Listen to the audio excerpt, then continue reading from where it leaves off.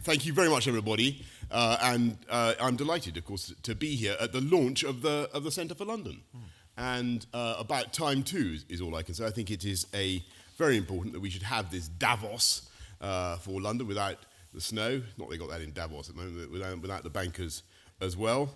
And you couldn't have picked, frankly, a better time, because this is just a couple of weeks now before London enters an Olympic year for the first time in the memory, I choose my words advisedly, in the memory of just about everybody in this room. Am I right? I think I am. And it's the most exciting thing that anybody involved in the government of London, anybody remotely involved, anybody interested in London and our city is going to be involved in for the last 50 years and possibly generations to come. And I just want to address my remarks really not so much to people in this room, who I know are all enthusiasts for the games, but to the gloomadon-poppers, as there are many of them in the city, many gloomsters who continue to have doubts about the games and their impact. And they wonder, for instance, whether we can beat France and Australia again. I don't. Do you worry about that? No. No, that's right. It's the correct IPPR enthusiasm. I don't believe this is jingoistic. I don't believe that for a minute. And I've read, more damagingly, I've read lots of semi-satirical articles by journalists, otherwise reputable journalists, in which they claim that London will be gridlocked and expensive, and the traffic will be dominated by whizzing limousines of Olympic bureaucrats throwing up road spray into the face of trampling ticketless multitudes of Londoners. And these articles conclude by advising their readers in games time to flee their own city. And so I want to begin by reassuring you that this is complete and utter nonsense. And if you obeyed these miserable journalists, you would be making a serious mistake. And London business, from taxi drivers to theatres, would be missing a big opportunity to make money.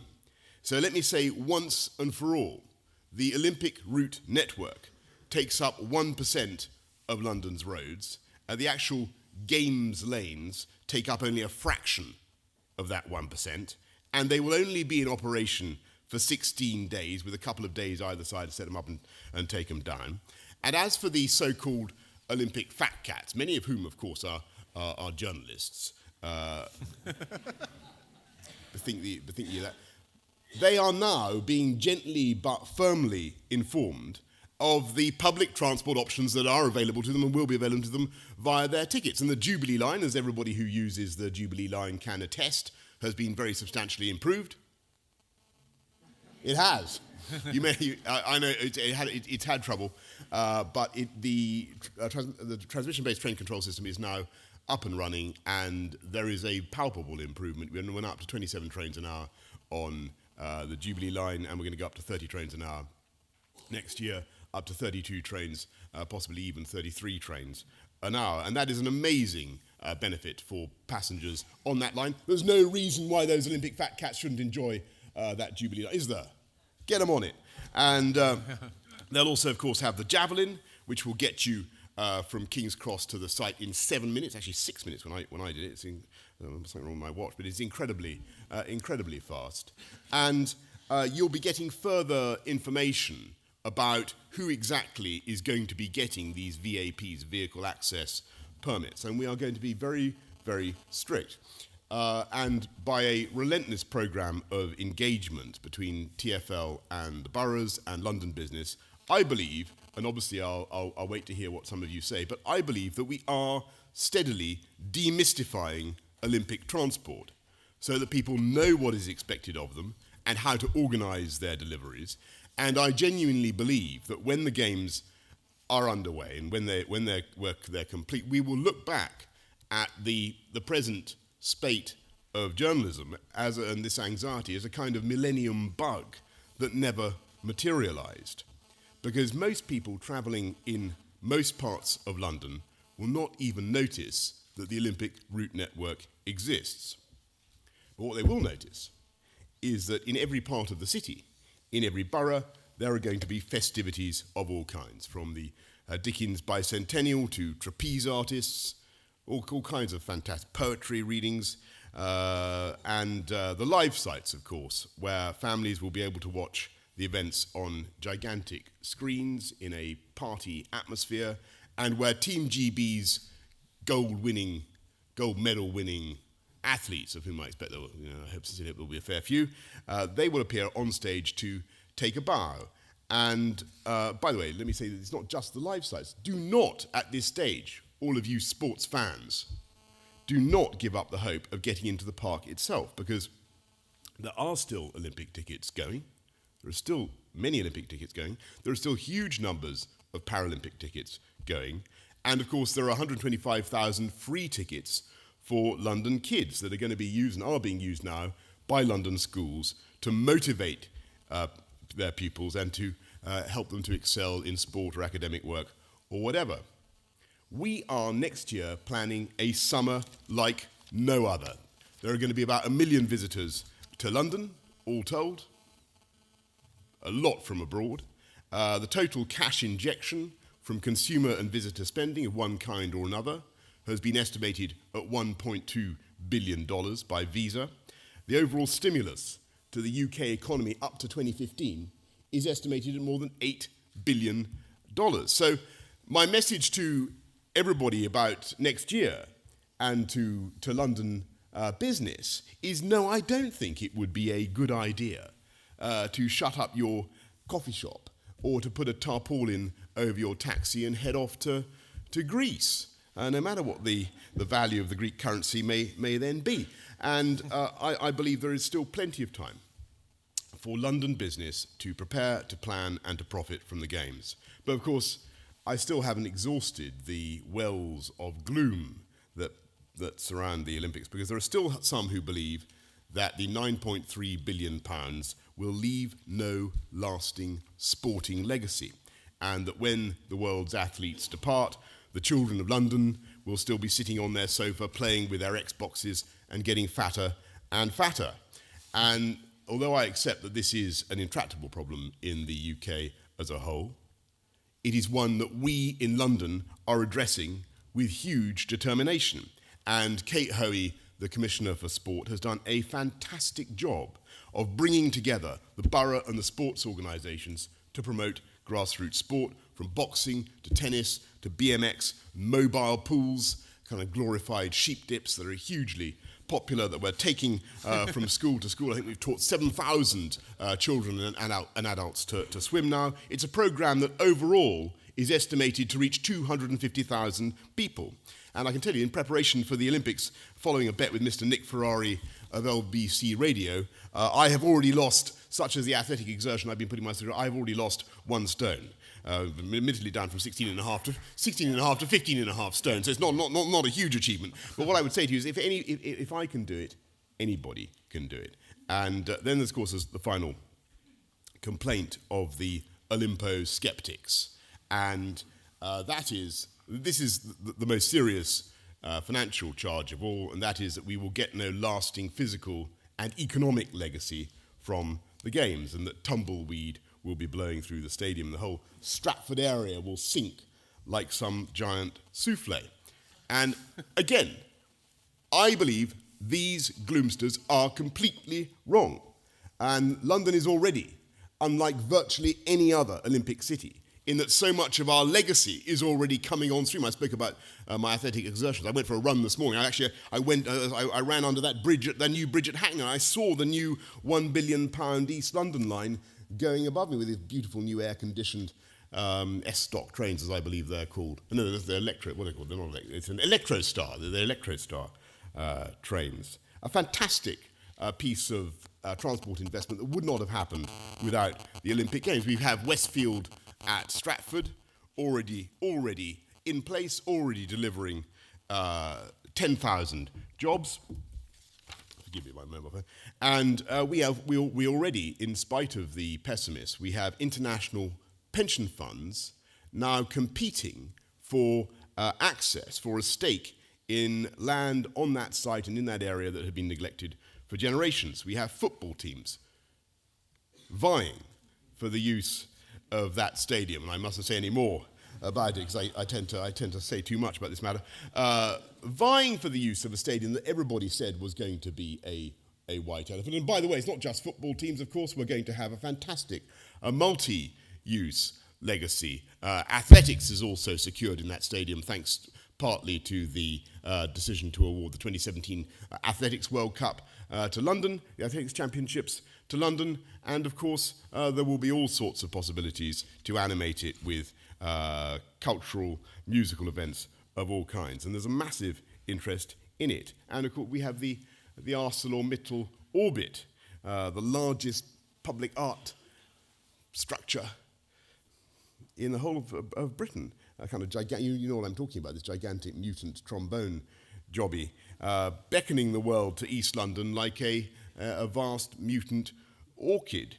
And when the world comes, and they will come, and I think they will be amazed by what we have done, and they will see the potential, not just of those Olympic sites, but of the connected arc of opportunity that has been liberated by those Olympic investments, and that runs down to Silvertown and to the docks, to say nothing of other developments forthcoming around London, in Tottenham, in Croydon, in Brent Cross. And I hope very much that in tough economic times, we will be able to use these Olympics and use this fantastic opportunity to showcase London as the best big city on earth to live in and to invest in. And it's a city I think we can be very proud where crime is coming down 10% over the last 3.5 years, to pick a period entirely at random, where we're murder rate down 23%. By the way, you can't fudge that. Where we're building more affordable housing than at any previous period. We will have done 50,000 over one 4-year term for people who absolutely need affordable housing here in London. There are many, many of them, and where we're simultaneously going through a neo-Victorian phase of investment in public transport infrastructure. And it's these investments which are so vital that help to deliver the logic of the developments, not just in East London, but also, of course, I'm delighted by the government's recent announcement about 2 new tube stations for Vauxhall, Nine Elms, Battersea. If you have tube stations at Nine Elms and Battersea, suddenly you unlock that whole area, and you're able to deliver fantastic growth and opportunity in that part of the city as well. And I'm proud to say I think it's a city which I'm often told by my handlers and spin doctors not to use this phrase because nobody likes it. I don't care. I like it. What we're doing is, and this is the thing that partly drives me on in City Hall, we are putting the village back into the city as far as we possibly can. People love cities. They love the pleasure, the anonymity, the excitement of the city, but they also want the community and the quality of life that a village delivers. And one of the things that we're doing is trying to create that sense of community, to improve people's quality of life by doing very simple things, like planting tens of thousands of trees in some of our tougher areas of London, some of the inner city areas, and upgrading parks. And one of the most popular things we're doing at the moment is simply upgrading people's parks. They love green space. They want to see green space loved, cherished, and improved. And we're doing that. And I'd of course add, Greg's been kind enough to mention already, the bicycle scheme, which is has proved a great success. And it's part of what we're trying. There could be nothing more instantly redolent of a village than seeing people who, under other circumstances you might not advise to be using a bicycle, going around London, giving that village feel to our community, and going for a mode of transport that is cleaner and greener and changes the way we look and think about London. I'm very, very proud of what we're achieving. The numbers cycling are hugely expanding at the moment, and it is in spite of that, it is becoming relatively safer to do so. But I'm not just doing this out of some feeling of nostalgia for villages and that kind of thing. This is the reason for investing in outer London shopping centres and urban centres, and the reason for improving those areas is sound economic good sense. Because if you improve the places where people congregate in London, if you put the village back into the city in the way that I'm describing, then you make them more attractive to live in and to shop in, and you boost jobs and growth, because in these difficult times, there are all kinds of things that you can do to help the poorest and the neediest, and we're doing as much as we possibly can. We've frozen council tax, we've expanded or cut it in real terms by 10%. We've expanded the London living wage, and I'm very grateful to all the firms who are starting to use that living wage. I think it is an important and civilized thing to do, to pay your workers a decent wage in London, and it knits loyalty and it works. We've launched Team London to mobilize people throughout this city to volunteer, to help with young kids, to do things like reading to kids in schools I was talking about earlier, or to become mentors for young people, or to become leaders for the scouts and the guides and the cadets. And if anybody's interested, and I know many people are interested in this kind of thing, please sign up to our website and see what Team London might have to offer. And we've already had 63,000 volunteers. But the single most important way of alleviating poverty in London is, of course, to create the conditions for growth and jobs. And there's much more that we need to do, and a lot more that we need to get right. And we need to go up from 30,000 apprenticeships, which we've generated in the last 18 months or so. We need to go up to 100,000, and we will. And by the way, as I never tire of saying, we need, for growth, long-term growth of this city, we need to solve our aviation problems. And if we went for the solution that some have been advertising in the Thames estuary, we would create an incredible engine for growth and regeneration in that part of the UK, and we would cement London's lead for generations as the commercial capital of Europe. But even if we can't do that in the next 10 years, which I accept is going to be, well, you can certainly do it in the next 15 years, you could. But even if we can't do that immediately, if we can keep fighting crime, making the city safer, more agreeable to live in, keep investing in infrastructure and in our young people, I really believe there is absolutely no limit to what London can achieve. And that's why, when you look at the studies by McKinsey's and other people about which are the great growth cities of the next 25 years, London is out there. It is ahead of Dubai and Mumbai and Moscow and Buenos Aires. It has the single biggest potential for per capita GDP of any of those cities. And that is because we have a young, growing, highly skilled population, the right time zone, the right language. We're not just a valued and, by the way, fully paid up member of the EU, which we will remain, whether or not we are in the fiscal union, or FU, as it's called, or whether we are relegated to the second tier of the fiscal union, or FU2, as it's called. We will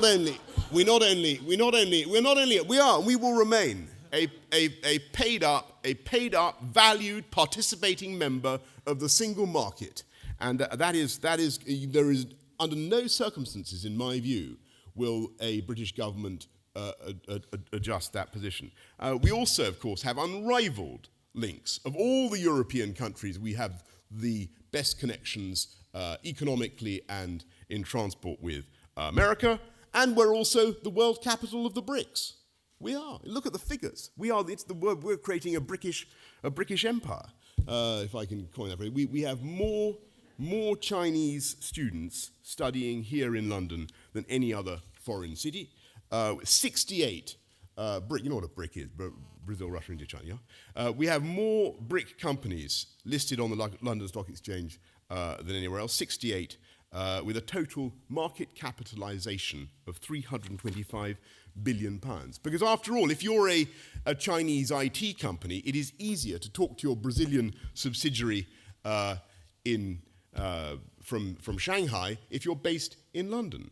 And of course, we are a dynamic and resilient economy in spite of the difficulties we're going through. We export from London bicycles. The Har scheme one, I'm afraid, didn't come from London, but we export, made in London, we export bicycles to the Dutch. Yeah? People always say, why can't we be more like the Dutch? We export. They want our bicycles, and we sell them to them. We export made in Wandsworth. We export TV aerials. Guess where we send TV aerials? Made in Wandsworth. career, folks. What unbelievable. And I'm delighted to say after last week's summit that we export growing quantities of chocolate gâteau to France. And my message to our good partner and ally, President Sarkozy of France, is let them eat cake made in Le Forêt de Waltham, which is where it comes from. And we have succeeded in exporting Piers Morgan to America, ladies and gentlemen. And I'm sure that a city like that, with that kind of natural dynamism and enterprise, will not only put on a great Olympic and Paralympic Games next year, the greatest ever, which I sincerely believe that we will, but we will benefit from hosting those Olympic and Paralympic Games for years to come. Thank you very much.